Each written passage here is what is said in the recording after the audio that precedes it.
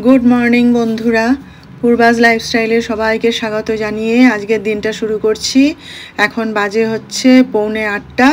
আমি এই যে সকালের চা, বিস্কুট আর পেপার নিয়ে বসেছি।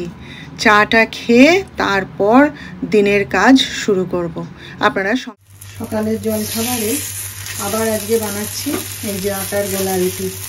আমার যিশুবাবুর এত পছন্দ হয়েছে এটা খেয়ে যে বলে আজকেও বলছে মা সেই যে তুমি সেদিন বানালে ওইরকম আবার বানাবে। তো এই যে গুলে নিয়েছি আটা, তার মধ্যে পেঁয়াজ, লঙ্কা, নুন, একটুখানি হলুদও দিয়ে দিয়েছি, কারণ সাদা সাদা তো হয়ে যাবে হলুদ না দিয়ে।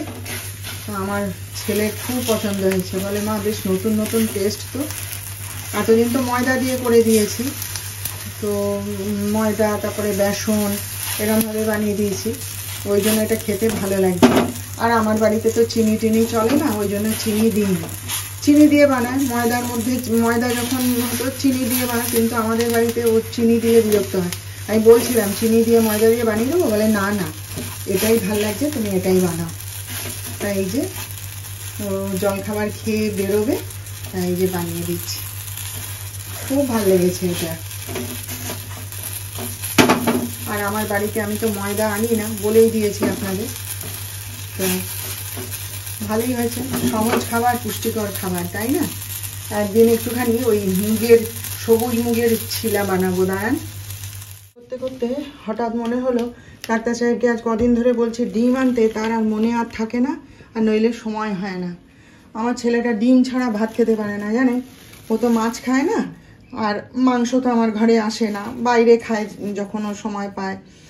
তো তাহলে ও ভাতটা খায় কি দিয়ে? রোজ রোজ কি আর পাঁপড় ভাজা দিয়ে দিয়ে ভাত খাওয়া যায়? ওই জন্য পুজো করতে করতে ছুটেছিলাম আমাদের পাড়ার দোকানে, গিয়ে এই যে 12টা ডিম নিয়ে এলাম। সব দিকে নজর রাখতে হয়, বুঝেছেন? এরই নাম সংসার, বলুন। আজকে তখন আমি পুজোর জোগাড় করছি, জানেন? হ্যাঁ, পুজোয় বসেনি, পুজোর জোগাড় করছি। হঠাৎ দেখি আমার এই যে গেটে, গ্রিল গেটে একটা বাচ্চা ছেলে এসে নক করছে। তখন বাচ্চাটার কত বয়স হবে? ওই 12-13 বছর বয়স হবে, তার বেশি না, ছেলে বাচ্চা। তো এসে ওখানে নক করছে। আমি বলি কী রে? তা আমাকে ইশারা এমনি এমনি করে ডাকছে। তা গিয়ে দেখছি না, ছেলেটা কথা বলতে পারে না, বুঝলেন তো, বোবা। আমাদেরকে একটা কাগজ এগিয়ে দিল, সাহায্য প্রার্থী আর কি। তখন আমি বলি বাবা আমার কাছে তো বেশি টাকা নেই। ঠিক তার আগেই আমি দোকান বাজার সব সেরে এসেছি। আমি বলি আমার কাছে তো বেশি টাকা নেই, আমি যা দেবো তুই তাই নিবি? তা মাথা নাড়লো। দিয়ে আমি টাকা দিলাম, দেওয়ার পরে না আবার একটা কাপড় চাইছে, জানেন? তা আমি বলি যে কাপড় আমি এক্ষুনি তোকে কোথায় দেবো? তারপরে দেখি না ওর কাছে প্যাকেটের মধ্যে অনেকগুলো শাড়ি, 3-4টে শাড়ি সব দিয়েছে আর কি। তো এবারে ছাপার শাড়ি তো আমার কাছে থাকেই, অনেকই থাকে, আমি কিনে রেখে দিই ছাপার শাড়ি। একে ওকে তাকে দিতে লাগে, পুজোয় দিতে লাগে, আমার না ছাপার শাড়ি কেনাই থাকে। তো এই যে এবারে যে লক্ষ্মী পুজো হলো, তার শাড়িটা আমি তখন ওকে বের করে ওই শাড়িটা দিয়ে দিলাম। দিয়ে আমি বলছি খুশি তো?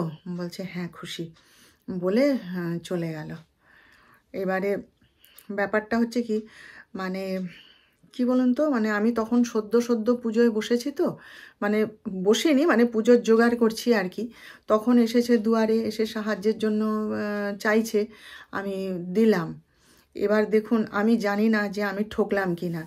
হ্যাঁ, হতে পারে হয়তো সত্যি ও বোবা নয়, বা ওরকম একটা কাগজ নিয়ে নিয়ে ও মানে ওইরকমভাবে জোগাড় করছে, বদমাইশি করছে, হতে পারে, অনেক কিছুই হতে পারে। কিন্তু যেহেতু আমি তখন পুজোয় বসছি, হ্যাঁ, আর নারায়ণের সেবা করি আমরা আমাদের বাড়ির সবাই, আমাদের বাড়িতে শালগ্রাম শিলার সেবা হয় নিত্য, আপনারা তো জানেন। তো আমরা সবাই নারায়ণের পূজারী। তো সেই মুহূর্তে এসে এরকম দুয়ারে এসে সাহায্য চাইছে, আমি ফেরাতে পারিনি। হয়তো আমি ঠকেছি, জানি না, কিন্তু আমি ফেরাতে পারিনি, জানেন? আমি দিলাম। ও যদি ঠকিয়ে থাকে তাহলে সে ওর পাপ ওর গায়ে লাগবে, আমার তো আর লাগবে না। আমি ওই জন্য দিলাম আজকে। এরকম অনেকবার হয়েছে, জানেন তো, অনেকবার হয়েছে। দাঁড়ান বলছি, আরও একবার এরকম হয়েছে, শুনুন না। তখন যিশু খুব ছোট্ট, জানেন, সন্ধ্যা দিয়ে সবেমাত্র উঠেছি, দিয়ে ছেলের জন্য ওরকম খাবার করতে যাব, হঠাৎ দেখি না একটা বাচ্চা মতো মেয়ে এসে কোথা থেকে এসছে, কোথায় যাচ্ছে, কি করছে আমি কিছুই জানি না, হঠাৎ এসে আমার গেটে কড়া নাড়ছে। তো গেছি, বলে যে আমাকে একটু জল দাও না, ভীষণ তেষ্টা পেয়েছে। তখন আমি আর কিছু না বলে আমার একটা জলের বোতল, ছোট জলের বোতল নিয়ে ওকে জলটা খেতে দিয়েছি। তো ঢক ঢক করে এক নিঃশ্বাসে জল খেলো জানেন, খেয়ে আমাকে বোতলটা ফেরত দিতে যাচ্ছে। তখন আমি বলছি যে বোতল ফেরত দিতে হবে না, তুমি বোতল নিয়ে যাও, তোমার যদি তেষ্টা পায় তুমি আবার এই জলটা খেও। বলতে হেসে বোতলটা নিয়ে চলে যাচ্ছে। তখন আমি বলি যে আচ্ছা, তোমার যে জল তেষ্টা পেয়েছে, তুমি তো যাচ্ছিলে রাস্তা দিয়ে, তো তুমি এই এতগুলো বাড়ি পেরিয়ে আমার বাড়িটা তুমি দেখলে কি করে, চিনলে কি করে যে তুমি আমার বাড়ির দরজায় এসে কড়া নেড়ে জল চাইছো? তা আমাকে বলছে কি জানি, রাস্তা দিয়ে যাচ্ছিলাম, আমার ভীষণ জল তেষ্টা পেয়েছে, তো তোমার বাড়ি থেকে শাঁখের আওয়াজ পেলাম, আলো জ্বলছে দেখলাম, তাই ভাবলাম আমি ওখানেই একটু জল খেয়ে আসি বলে তোমার কাছে জল চাইলাম। তা আমি আর কোনো উত্তর করিনি, মাথা নেড়ে চুপ করে আছি। এবার দেখুন আমি মানে ওই যে বললাম না, এগুলো আপনারা বলতে পারেন কোইন্সিডেন্ট, হতে পারে, আমি জানি না সত্যি কি মিথ্যা, আমি জানি না। আমি ব্রাহ্মণ ঘরের মেয়ে, ব্রাহ্মণ ঘরের বউ, আমি ঈশ্বর সেবা করি, তার উপর আমার প্রচুর বিশ্বাস আছে। আমি ঈশ্বরের মানে কি বলবো, আমি মনে করি আমার জীবনে যা কিছু ভালো ঘটছে, মন্দ ঘটছে, যা কিছু ঘটছে সব তারই নির্দেশে। হ্যাঁ, সুতরাং আমি ফেরাতে পারি না। আমি কেন, আমার স্বামীও তাই, হ্যাঁ, আর আমার ছেলেও তাই, আমরা কাউকে ফেরাই না। হয়তো আমি ঠকে গেছি, জানি না আমি ঠকলাম কি না, আমি সেটা মনে রাখি না। আমার কাছে চেয়েছে, আমার কাছে আছে, আমি তাই দিলাম। আমার কাছে যদি না থাকতো আমি কি দিতে পারতাম বলুন? তো এই হচ্ছে আজকের ব্যাপার। হঠাৎ মানে আমি চমকে গেছি, তাকে আমি তখন সেবা মানে পুজো করতে বসবো আর কি ঠাকুর নারায়ণের, তো মানে দুপুরের চান ঠান গোপালকে করিয়ে খেতে দেবো আর কি, ঠিক সেই সময়টা জানেন। এরকম অনেকবার ঘটেছে আমার জীবনে, অনেকবার ঘটেছে। তো সত্যি মিথ্যে যাচাই আমি করি না। আমার আছে, ওই যে বললাম আমার কাছে আছে, যতটা আছে, যা আছে আমি দিই মানুষকে। এবার মিথ্যে কি সত্যি সে জানে, তাই না? ছেলে আজকে দুপুরবেলায় ভাত খাবে না, ম্যাগি খাবে। ওই যে সকালবেলায় আটার দিয়ে গোলা রুটি খেয়েছে, দুটো বড় বড় করে দিয়েছিলাম, আর চা খেয়েছে। বলে মা আমার আর ভাত খেতে ইচ্ছা করছে না। আর বললাম যে তুই তাহলে 3টে সাড়ে 3টের সময় তুই খাবি, তখন খিদে পেয়ে যাবে। বলে না আমার খেতে ইচ্ছে করছে না, তুমি আমাকে একটু ম্যাগি করে দাও। তো ম্যাগি ভালোবাসে খেতে, তো এই জন্যে এই যে 2টো প্যাকেট এনেছিলাম, বানিয়ে দিচ্ছি। নিজেই বানাতে এসছিল, এসে আমাকে দেখে বলে কি তুমি বানিয়ে দেবে, আমি সরে যাও। তো ওর ম্যাগিটা বানিয়ে দিই, দিয়ে তারপরে আমার খাবার করব। কিচ্ছু লাগে না, বললাম পেঁয়াজ টেঁয়াজ দিয়ে সুন্দর করে বানিয়ে দেবো, তো আমার ছেলের কিচ্ছু লাগে না। এইটাই সিদ্ধ হয়ে ফুটে উঠলে এই যে মশলা দুটো দিয়ে দেবো, দিয়ে একটু মাখা মাখা মতন করে দেবো, ব্যাস ওই দিয়ে খেয়ে নেবে। আর আমরা এখন সকালে তো জলখাবার খেয়েছিলাম, তারপরে ও চান করলো, আমিও পুজো করে উঠলাম, উঠে এবারে খিদে পেয়ে গেছে, ওই জন্য দুজনে 2টো ডিম সেদ্ধ, আমার ছেলেই করেছে, ডিম সেদ্ধ বানিয়ে রেখেছিল, আমি পুজো করে উঠে খেলাম। তো ওকে এটা বানিয়ে দিই, তারপরে আমার জন্য খাবার বানাবো। ব্যাপারটা হচ্ছে ডাক্তার সাহেব তো এখন আজকে ঘরে নেই, তা ভাত ঠাত তো কিছু খাবে না, এবার যিশুও খাবে না। যিশুকে একটুখানি ম্যাগি বানিয়ে দিলাম, আর আমার জন্যই তাহলে একটুখানি খাবার করতে হবে। তা শুধু খালি মাছের ঝোল আর ভাত করে নেবো। জানেন ফ্রিজে অনেকখানি ভাত আছে, ভাতও করতে হবে না, ফ্রিজে অনেকখানি ভাত আছে, সেইটাই গরম করে নেব, আমার হয়ে যাবে। আর একটুখানি মাছের ঝোল করে নেব। আর কালকে সেই উচ্ছে সেদ্ধ করেছিলাম, সেটা খেতে ভুলে গেছি, সেটা ফ্রিজে রেখে দিয়েছিলাম, ব্যাস ওই দিয়েই আমার খাওয়া হয়ে যাবে। ওই জন্য যিশুকে আগে ম্যাগিটা বানিয়ে দিয়ে দিলাম, এবারে নিজের একটু মাছের ঝোল করব, ব্যাস খাওয়া হয়ে যাবে। আজকে কোনো ঝামেলাই নেই রান্নার। ভালোই হয়েছে, সকাল থেকে অনেক কাজ করেছি তো একসাথে টেনে, আঙুলটা একটু টনটন করছে, ভালোই হয়েছে, একটুখানি রেস্ট পাবো, এই আর কি। সকাল থেকে তো গরম জলে হাতটা ডুবাতে পারিনি, সময় পাইনি, ছেলে অনেকবার বলেছিল। তা সেই চান করতে গেছিলাম, গিজারটা অন করা ছিল, তা সেই যতক্ষণে বালতি ভর্তি হচ্ছে গিজার থেকে 1 মগ জল নিয়ে তার মধ্যে হাতটা ডুবিয়ে রেখেছিলাম। জানেন তাতেও তো হবে, গরম জল তো চাই, তাই না? নুন আর নাই দিলাম, তো যাই হোক, তাহলে রান্নাটা করে ফেলি, করে খাওয়া দাওয়াটা সেরে ফেলি। আর ওই যে আমার জিসার আদরের বিল্লি, সেই যে যাকে দুধ খাইয়েছিল মনে আছে, একদিন এখানে বসে বসে সেই এত বড় হয়েছে সে। এক্ষুনি এসে ম্যাও ম্যাও করছিল, রোজই আসে, প্রায় দিনই আসে। তা ওই যে আমি এক্ষুনি ভাত খেয়ে উঠলাম, মাছের কাঁটাগুলো দিয়ে ভাত মেখে দিয়েছি। ওই দেখুন কেমন খাচ্ছে, ম্যাও ম্যাও করে অস্থির একদম। আজকে দুধটা দুপুরে ফুটানো হয়নি, ওই গান শেখাতে এলো, তারপরে ব্লাড টেস্ট করবে বলে নিতে এলো ব্লাড, সেই সবের জন্য না আর দুধটা ফুটানোর সময় পাইনি। ওই জন্য চা খাওয়ার আগে ভাবলাম দুধটা একটু ফুটিয়ে নিই, নাহলে নষ্ট হয়ে যাবে।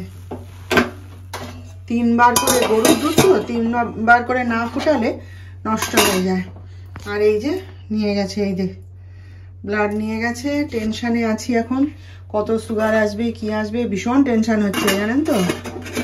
আমি আর ওই যে কদিন ওই কি বলে ওই এগুলো খেলাম না, আরে ওই পেন কিলারগুলো, ওই জন্যই আমার আরও টেনশান হচ্ছে। কি জানি বাবা বেড়ে টেড়ে গেল কিনা।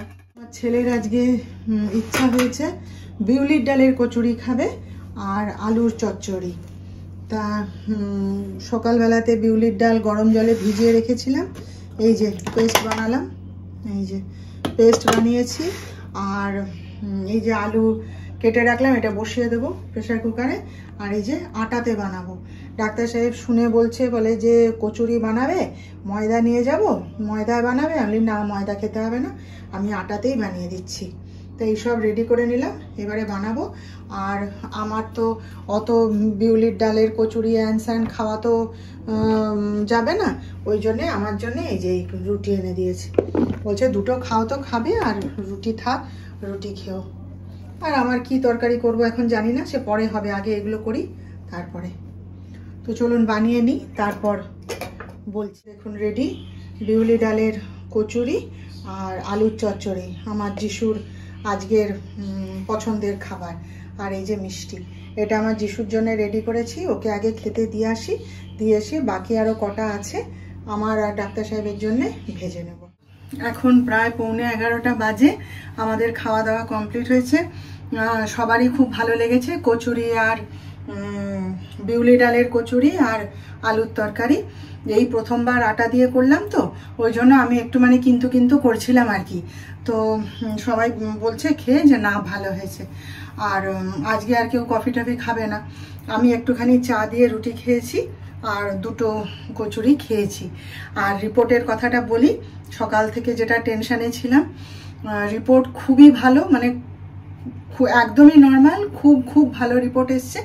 আমি ডাক্তার সাহেবকে বলেছিলাম যে যখন আমার সুগারটা টেস্ট করছো তখন তার সঙ্গে আর যা টেস্ট করা দরকার তুমি সেগুলোও টেস্ট করে দিও। তো ও হিমোগ্লোবিন, কোলেস্টেরল সবই টেস্ট করেছে, সব একদম নর্মাল আছে, একদম ওকে। কোথাও কোনো বিষয় নিয়ে ভয় নেই, কোনো টেনশনের কোনো ব্যাপার নেই।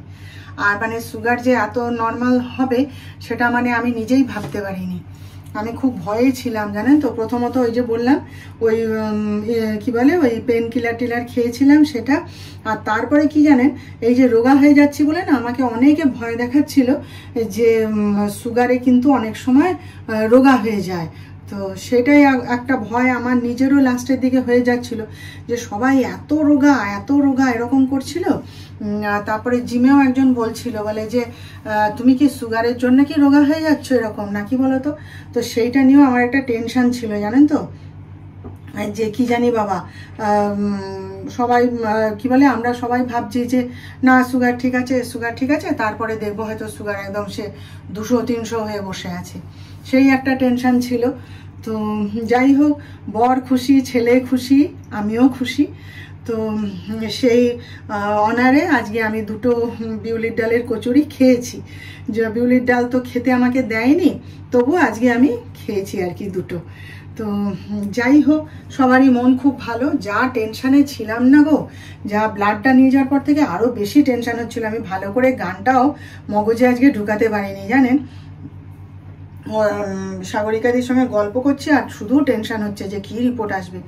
আর ডাক্তার সাহেবকে না মানে ও বাড়ি এসে রিপোর্ট বলবে, যদি জিজ্ঞেস করে ফোন তুলে যে হ্যাঁ গো কী রিপোর্ট একটু বলো না, ভালো না মন্দ, মোটে বলবে না।